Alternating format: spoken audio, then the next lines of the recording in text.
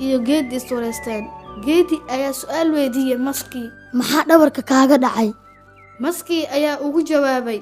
niyow habar meeshaana oo islahaa digaagad ka cun ayaa kal iga dhufatay dhabarka oo dhaawac ayaa iga soo gaaray.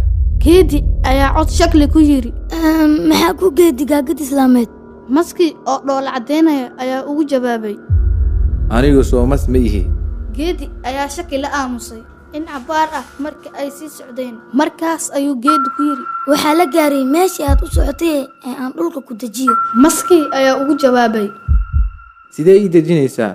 soo ma ogid inaan dhaawac ahay, qarab la'aan igu soo dhacday, gaajo badan i hayso oo aan dhiig aan cabo u baahanahay.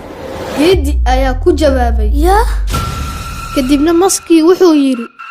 ma ogid miyaa in qoortaada uu maro halbowlaha weynayn dhiigga qaado, anigana aan leeyahay maciyo dhaadheer si sahla oo dhuuqi karo dhiiggaas.